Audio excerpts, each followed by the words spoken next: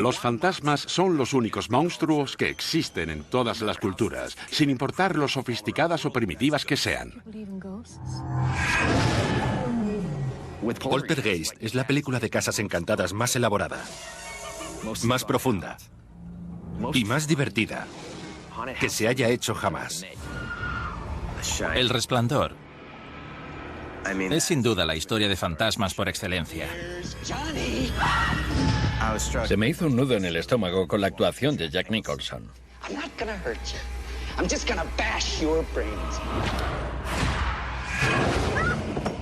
El Sexto Sentido es una obra maestra que cuenta una historia de fantasmas de una forma nunca vista. Puede ver fantasmas y espíritus. Muertos que se pasean como si nada. Insidious aporta al género humanidad. Casi ninguna otra película de miedo que hayamos visto lo consigue. La Señal tiene escenas tan perturbadoras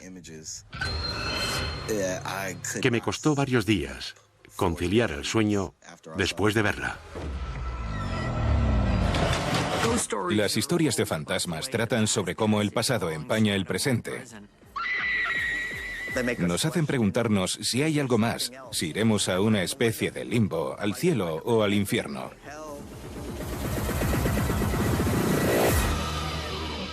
Se me pone el vello de punta al hablar de esto.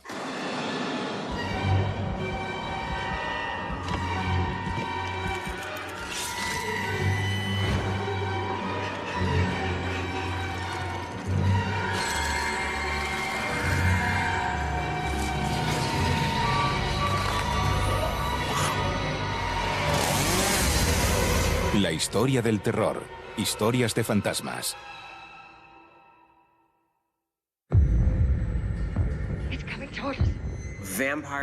Vampiros, hombres lobo, zombies...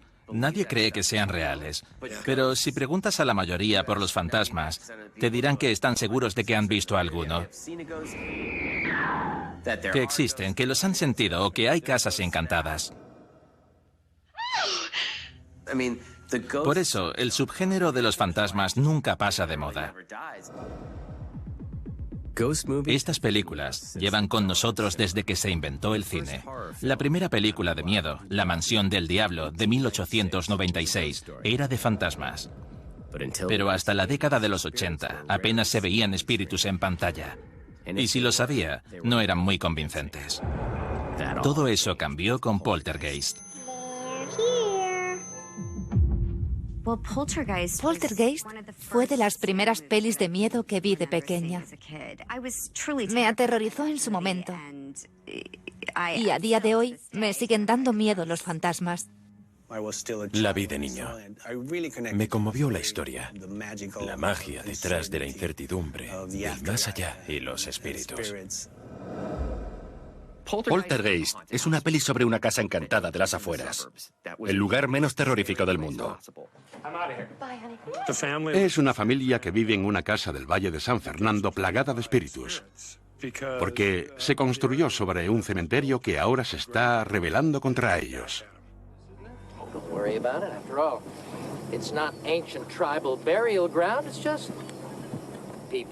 Me fascina Poltergeist.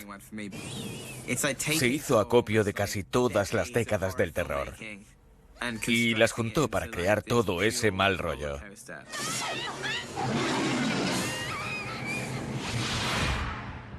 El director de La Masacre de Texas, Tobe Hooper, y Steven Spielberg, director de Tiburón o En busca del arca perdida, provocaron mi peor recuerdo de la infancia. Esa película.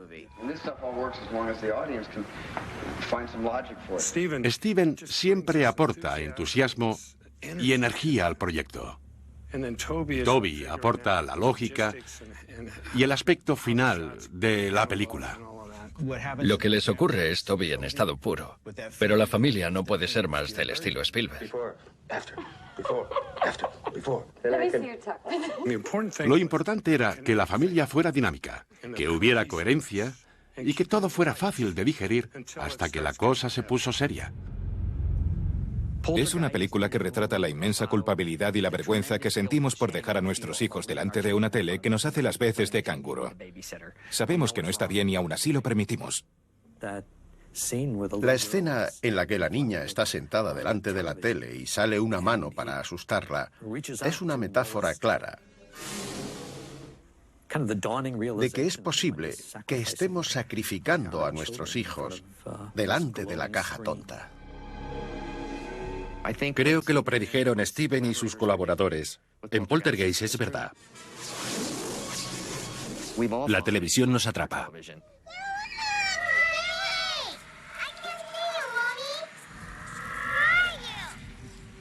Su hija pequeña está atrapada entre este mundo y el otro. En el transcurso de la película, la madre va hasta el mismo infierno para rescatar a su hija.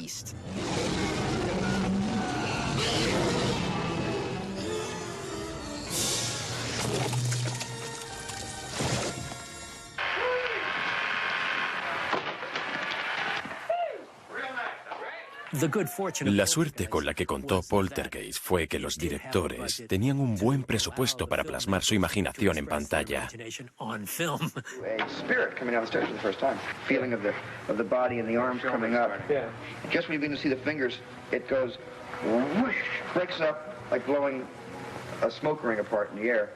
Todo lo que Toby y Steven imaginaran que debía estar en la película aparece.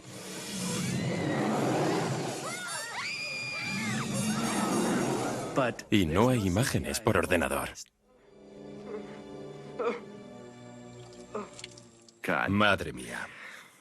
La escena de la cara. Se puede dividir en 3 fases. La primera, soy yo con algunos arañazos. Después, salgo con una prótesis en la cara y voy arrancándomela a pedazos. Y al final, es solo un muñeco que se parece mucho a mí. Pero si te fijas, son las manos de Steven Spielberg las que arrancan toda esa porquería. Cuando me enseñaron cómo quedaba no podía parar de reírme. Y alguien de sonido me dijo que es tan gracioso y le respondí que nadie iba a olvidar esa escena. Me arranco la cara y se va por el desagüe.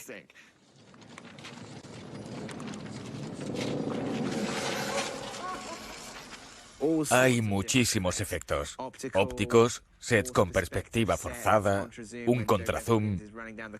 Cuando Joe Beth Williams va corriendo por el pasillo y otros efectos increíbles y prácticos. Ah, sí. El dichoso árbol. Steven tenía un recuerdo de cuando era pequeño, de un árbol fuera de su habitación, que le aterrorizaba. Por eso el árbol tenía que salir. Estaba hecho de goma, pero alguien le había puesto como nudos, o no sé, espinas. Por supuesto, cuando tuve que subirme a él, me arañé entero, con la lluvia y las máquinas de viento, los rayos y todas las cosas que se desprendían. Menuda locura. Que ese árbol cobrara vida, para mí fue muy intenso. Siempre que era de noche y me asomaba a la ventana, no podía dejar de imaginármelo fuera. El tema del árbol todavía me irrita. Fue lo peor que llevé de toda la película. Eso y la piscina.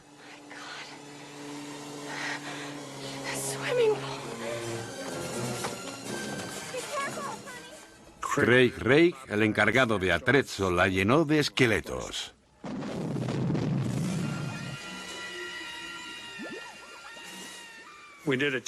Hicimos una toma y le dije, no hace falta que huelan así, porque olían mucho.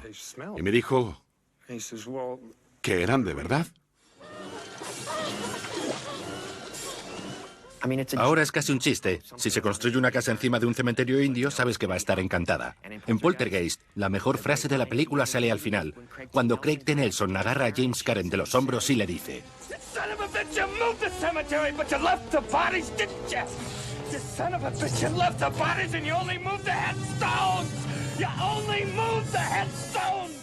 Creo que eso dice mucho de Estados Unidos. Movimos las lápidas, pero seguimos teniendo los cuerpos. El recuerdo de Poltergeist reside en la saga Insidious, en la que se nos muestra un más allá plagado de almas sin descanso, algunas amistosas, otras mortales.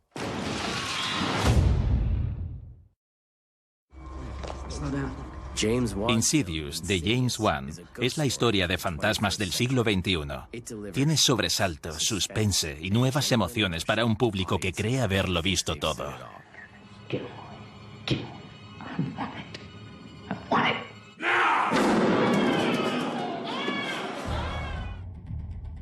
Da gusto tocar un tema así. Esa paz doméstica que supuestamente se respira en las afueras. Es divertido entrar y perturbar la paz doméstica de esa familia.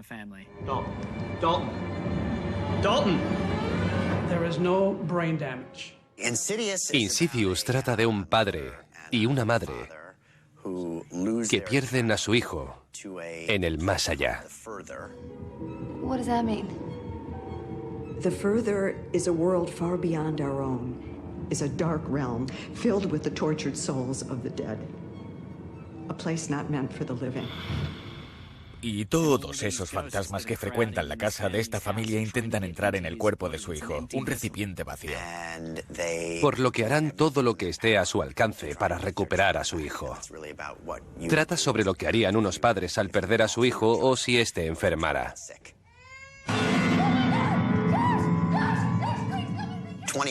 Cuando han pasado 20 minutos y el público empieza a preguntarse por qué no se van de la casa, Patrick Wilson le dice a Rose Byrne: y se mudan. Pero lo paranormal los sigue a la nueva casa. It's not the house that's haunted. It's your son. Así que da igual a dónde vayan, estas cosas les seguirán a todas partes.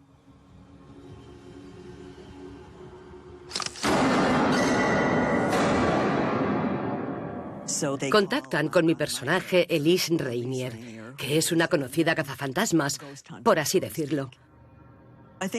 Creo que Elise es única en el sentido de que no es la típica heroína.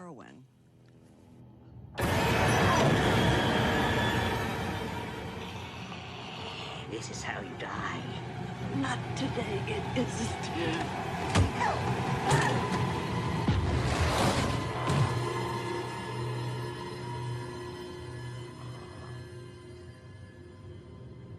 Come on, bitch.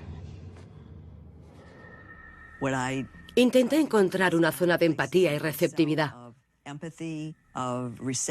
Elise es muy sensible, es sensible a estas energías.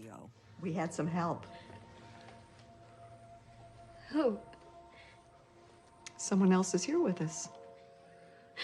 Mom. Está en consonancia. Es una capacidad común. No creo que solo la tengan unos pocos. Pero nos sometemos a tantas interferencias que no prestamos atención. Si no nos escuchamos los unos a los otros, imagina otros mundos.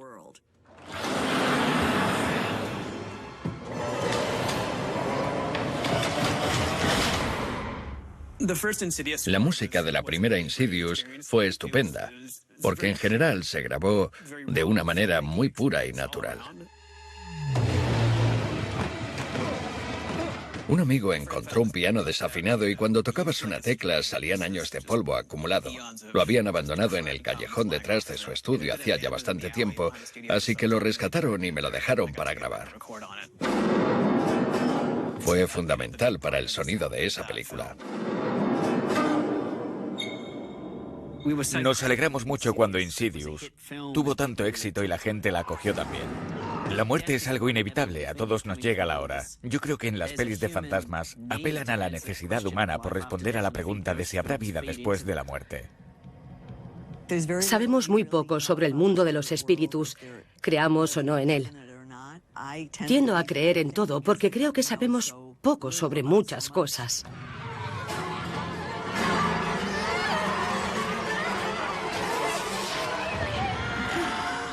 La saga Insidious y Poltergeist nos mostraron a familias normales unidas por un amor tan fuerte que son capaces de sobrevivir a un ataque sobrenatural.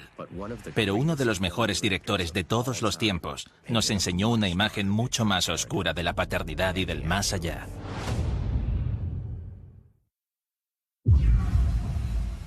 Las casas encantadas son un clásico en el cine de terror. Normalmente son lugares siniestros donde se han cometido o están a punto de cometerse asesinatos. Dos películas de este género destacan sobre las demás: El Resplandor, de Stanley Kubrick, y La Mansión Encantada, de Robert Wise. Sobre todo las películas de fantasmas funcionan cuando tratan de lo que no puedes ver. Por eso para mí, La Mansión Encantada, que es mi peli favorita de terror, va aparte.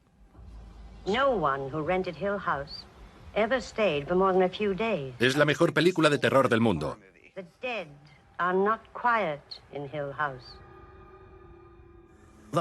La Mansión Encantada va sobre un grupo de personas que visitan una sombría casa en ruinas para descubrir qué despierta a unos espíritus sobrenaturales. También cuenta la historia de una mujer que tuvo una relación complicada con su madre y huye de esa experiencia.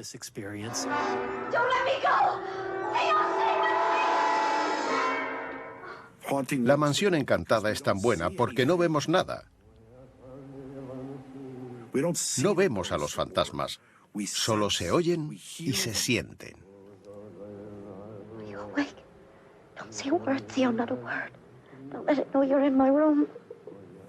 Nuestra mente tiene libertad absoluta para recorrer la casa. Da tanto miedo gracias a que Wise se centra en los rostros de los personajes. Porque es lo que te hace saber cómo se sienten, no los fantasmas. La primera película que me dio miedo hasta el punto de casi no poder mirar fue La Mansión Encantada. Tenía unos 11 años y nunca había visto nada parecido a Cuando llaman a la puerta. La puerta, como se dilata.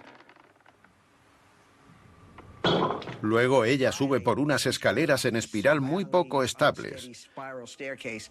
Y cuando se abre la puerta y sale la mujer del profesor, hace como... Casi me muero, casi me da un ataque al corazón. Creí que no lo contaría. Por supuesto, lo contó. Y 17 años después, el legendario director Stanley Kubrick adaptó su segunda novela, El Resplandor, a la gran pantalla. Al igual que La Mansión Encantada, trata sobre un lugar maligno y el efecto que tiene en las personas que lo habitan. Jack Nicholson interpreta a Jack Torrance, un escritor alcohólico que acepta el trabajo de encargado del Hotel Overlook durante el invierno. Is there something bad here? Well, you know, Doc, when something happens, it can leave a trace of itself behind. Things that people who shine can see. Jack y su hijo Danny tienen un don psíquico, un resplandor con el que ven a los fantasmas de las personas asesinadas en Overlook. Esos fantasmas aterrorizan a Danny, mientras que vuelven loco a Jack. Jack Torrance es alcohólico. No sabe controlarse. Y culpa a su hijo y a su mujer de su impotencia creativa. Whenever you come in here and interrupt me, you're breaking my concentration. You're distracting me, and it will then take me time to get back to where I was. Ese hotel tiene algo que ansía que las personas que allí se hospedan se asesinen entre ellas. Come and play with us, Daddy. Forever and ever and ever. El Resplandor cuenta con escenas emblemáticas típicas de uno de los mejores directores de la historia. Pero Kubrick hizo algunos cambios a la historia que no fueron del agrado de King, su autor. La disfruté igual que disfrutas un Cadillac bien restaurado sin motor. Lo único que le saco es que no hay arco de personajes. En el libro, Jack Torrance empieza siendo un buen hombre que intenta conseguir lo mejor para él y su familia. Creo que Jack Nicholson lo interpretó como si estuviera ya loco desde el principio. Desde el minuto 1. En la conversación que tenían en el despacho del señor Ullman, Jack responde: sí, por supuesto, señor Ullman.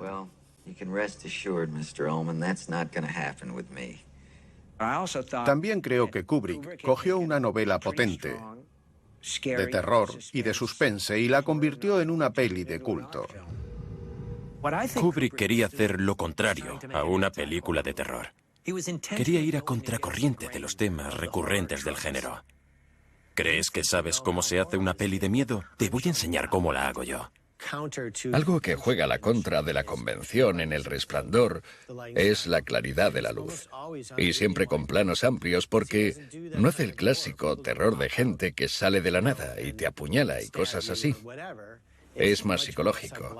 Por eso funciona en su obra. Da más mal rollo. Gran parte de la película depende de la perspectiva de los diferentes personajes. Para Danny ocurre una cosa, para el personaje de Jack Nicholson es una amenaza invisible que se apodera de él. Y para Shelley Duvall, que le dan miedo las historias de fantasmas, todo toma una forma horripilante. Todo es subjetivo, lo que hace que dé aún más miedo. La familia es un gran apoyo para contar historias de terror, porque es algo íntimo. La tenemos muy cerca y puede ser peligrosa si tu familia no es la correcta. El Hotel Overlook y esta familia traumatizada hacen muy buena pareja. Es el lugar perfecto para que todo se desmorone. Suele ser el caso en las películas de fantasmas y casas encantadas. Las personas con traumas van allí por un motivo u otro y la casa lo recibe con gusto.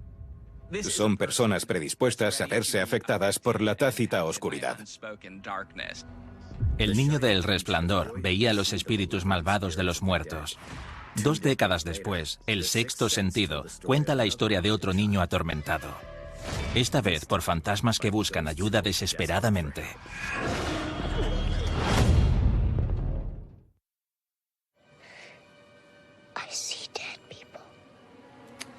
Dead people like in graves and coffins. Walking around like regular people. Hay muchas formas de contar una historia dentro del contexto del terror. Desde una manera superficial o desde la intelectualidad. Hay mucha gama de colores. Oh, you're scaring me. They scare me too sometimes. Tay? Ghosts. Un thriller sobrenatural, así etiquetaron a El Sexto Sentido. Había órdenes de no decir que era una peli de terror. Siendo brillante y aterradora, no querían que se llamara película de miedo, como si fuera un insulto.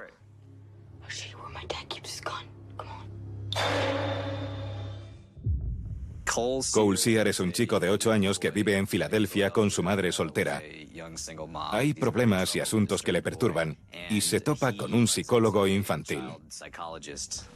Think about what you want to get out of our time together. What our goals should be. Instead of something I want, can it be something I don't want? Y él intenta tratar a Cole, intenta ayudarle, y acaba descubriendo que Cole ve fantasmas y espíritus que se pasean como si nada, y que incluso van a su casa. Mama? No. Dinner is not ready. Lo mejor es que cuando alguien como Night Shyamalan hace algo como El Sexto Sentido, tiene la seguridad de pararlo todo y hacerlo íntimo, centrarse en las actuaciones y que compre rápidamente la premisa. El Sexto Sentido es conmovedora.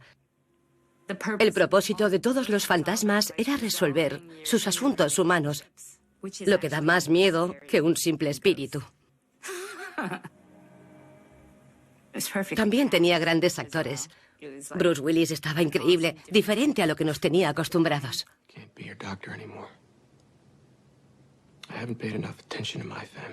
Haley Joel Osment estaba perfecto. Su cara rebosaba expresión, dolor y soledad. Tanto que parecía que tenía 40 años en vez de 10. Believe me, right? En esa película, Haley Joel Osment está sobresaliente. Y te atrapa tanto él como actor que no puedes evitar sentir pena por los difuntos a través de sus ojos. El rodaje fue mi educación sobre las pelis de terror porque me enseñaron muchas imágenes para que me sirvieran de ejemplo sobre cómo actúan las personas en situaciones así, porque a los 10 años no has vivido experiencias tan traumáticas. What is it? Why did you leave me? I didn't leave you. No me esperaba el final de la peli, me dio muchísimo miedo. No, ni tú ni nadie. Cualquiera que diga que sí lo adivinó miente descaradamente. Yo tampoco. Nadie se lo espera. ¿Tú lo adivinaste? No. Ah, bueno, iba a decirte que te... No soy capaz de adivinar el final de Si ha escrito un crimen. Imagina El sexto sentido. Happy anniversary. Es una película aterradora, pero el miedo no lo dan los fantasmas, sino las personas que temen no poder comunicarse entre ellas. En realidad, la comunicación es la temática de la peli. What do you think they want? Just help. That's right. That's what I think too. They just want help, even the scary ones.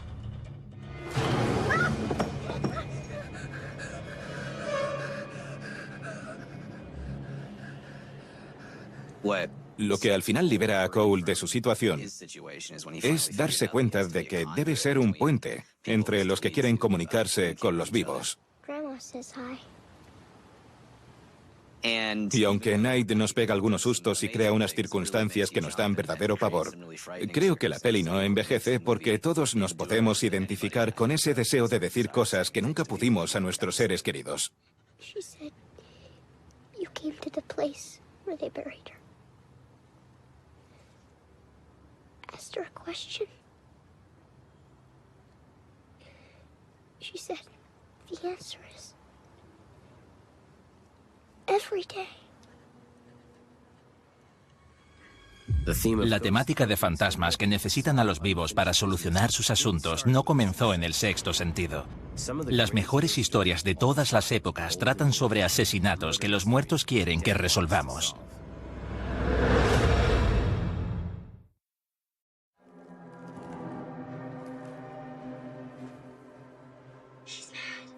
Los fantasmas dan miedo, pero en algunas obras los espíritus no quieren atormentar a los vivos.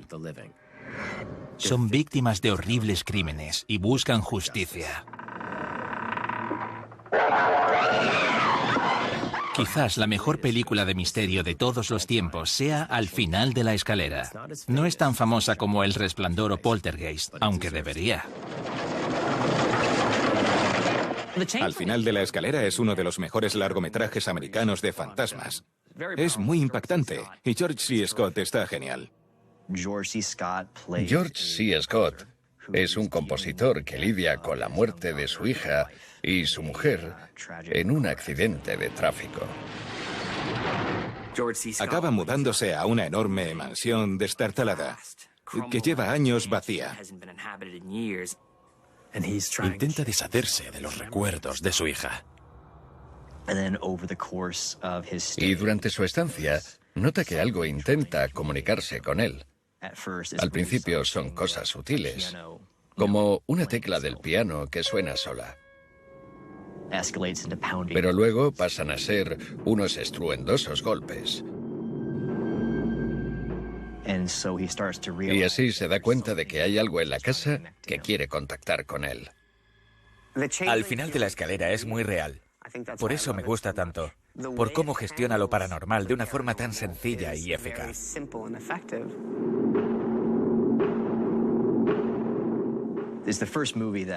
Fue la primera película que hizo que una simple pelota diera auténtico miedo. La pelota baja haciendo pum, pum, pum, pum. Y George C. Scott la ve y dice, se acabó. Así que la coge y se va a un puente cercano. Y la tira al río desde unos 20 metros de altura. Vuelve a casa pensando que estaría a salvo. Y justo al entrar por la puerta,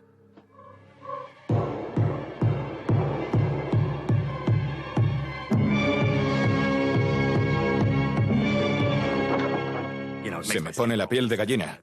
Me encanta.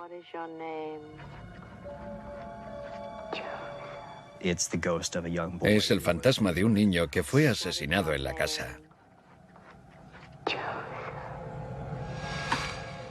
George C. Scott entiende que el espectro de este niño tiene algo que decirle.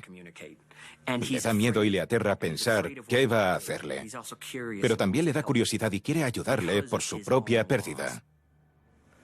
La tristeza más profunda y el terror se dan de la mano.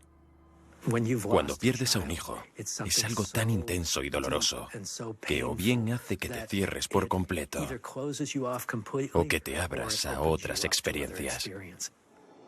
What is it doing? Why is it trying to reach me? John. Is it because of my daughter? I can't go through all this again. Muchas películas de fantasmas tratan del sentimiento de la pérdida. Intentan darle sentido a la muerte de los seres queridos y su significado. ¿Qué pasará cuando ya no estemos? Si nos viéramos forzados a quedarnos en este plano, desde el más allá, será porque tenemos asuntos sin resolver. En el final de la escalera fue la primera vez que me expuse a la idea de que los fantasmas no quieren a los vivos como en El Resplandor, sino que buscan ayuda. Necesitan a alguien del plano de los mortales que les ayude.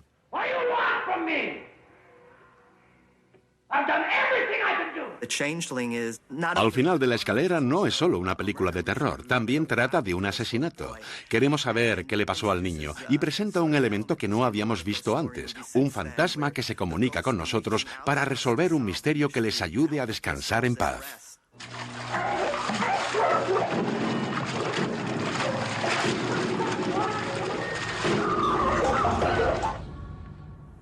Es algo recurrente en las películas de Guillermo del Toro. En ellas sentimos el dolor de los espíritus. A diferencia de Al final de la escalera y otras pelis similares, Del Toro nos deja ver a los fantasmas. El niño asesinado en El Espinazo del Diablo es uno de los personajes más impactantes del cine. Guillermo tiene un don visual.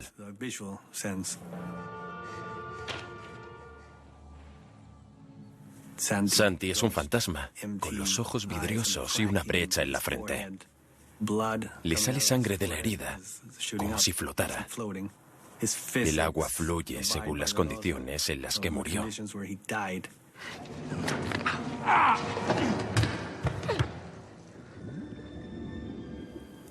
Porque fue ahogado.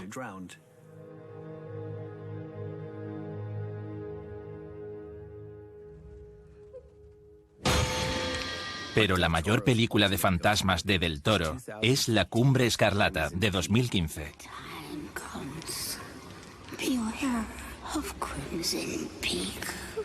Se sirvió de la mezcla de efectos reales con imágenes por ordenador para llevar el terror gótico a un nivel artístico y visual nunca visto.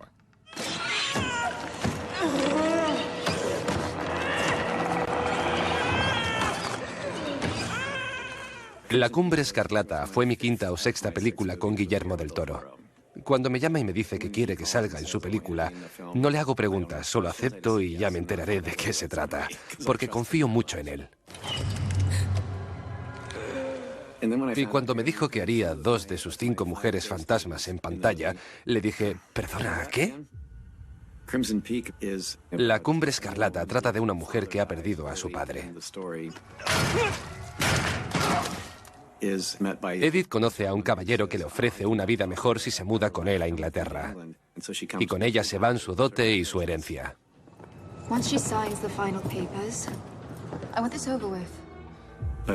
Pero la casa a la que la lleva está habitada por muchas esposas fantasmas que vivieron un pasado parecido. Porque no es la primera vez. Lo que más me gusta de La Cumbre Escarlata es que los espíritus no pretenden dar miedo. Puede que su aspecto sea algo desagradable a simple vista, pero están ahí para avisar y ayudar a esta chiquilla de que no se convierta en una de ellas.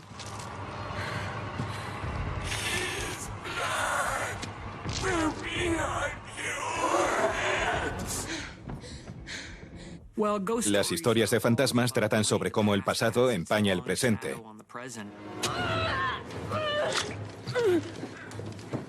Faulkner dijo, el pasado no ha muerto, ni siquiera ha pasado. El derramamiento de sangre del pasado se abre paso hasta el presente. Los fantasmas de la Cumbre Escarlata fueron víctimas de un asesinato a sangre fría. Al igual que ocurrió en La Señal, solo que este no quiere ayudarte. Es una asesina en serie que sale de su tumba. Have you heard about this videotape that kills you when you watch it? What kind of tape? A tape. A regular tape. The Ring is about... La Señal trata de una cinta de vídeo que si la ves, a los 7 días, mueres.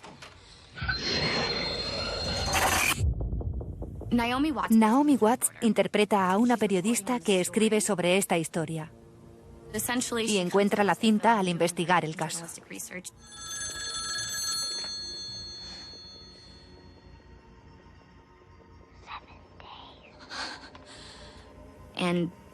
Se la lleva a casa y su hijo la ve.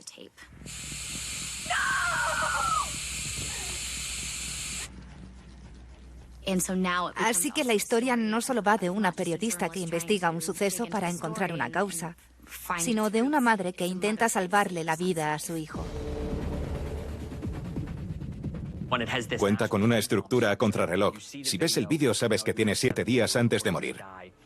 Tu vida se va a ir a pique. Se va a parecer cada vez más a una pesadilla.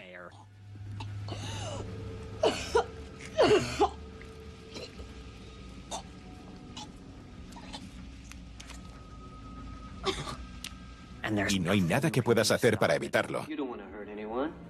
But I do, and I'm sorry. Y a medida que el personaje de Naomi Watts recaba información, vemos que lo que nos debería preocupar es una niña. Es la que te perseguirá y al final vendrá a por ti.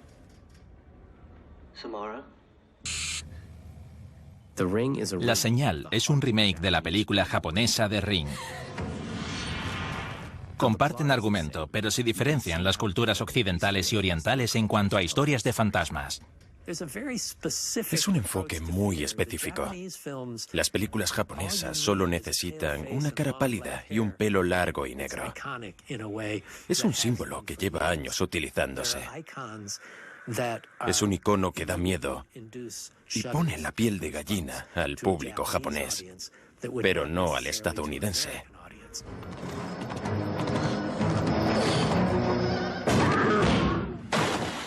La Señal americana se hizo con $240 millones, dando pie a una oleada de remakes de películas japonesas.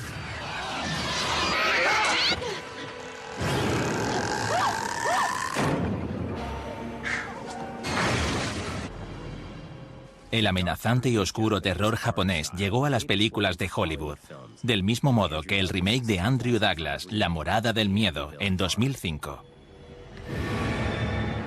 Era la primera vez que veíamos películas asiáticas de este estilo, y nos cautivaron esas imágenes tan inéditas para nosotros. La niña que se retuerce mientras la sujetan pegada al techo es una escena muy típica de estas películas de terror. Pero La Señal sigue siendo la obra de mayor éxito basada en un clásico del terror japonés.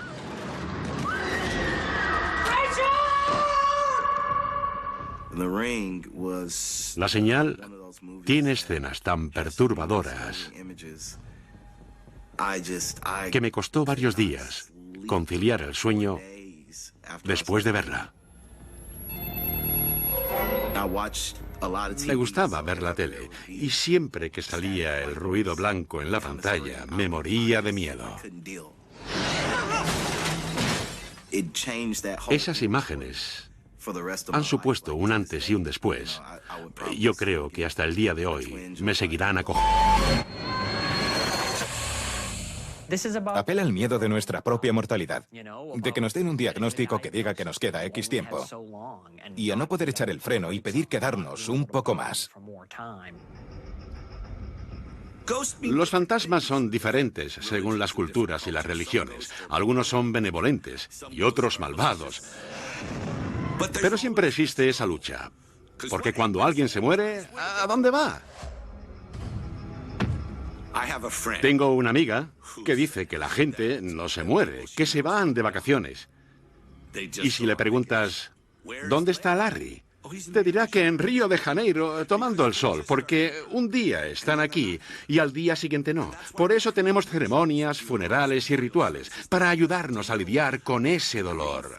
Y parte de ese dolor se basa en no saber a dónde van. El cine también ayuda, es terapéutico, habla sobre ese destino.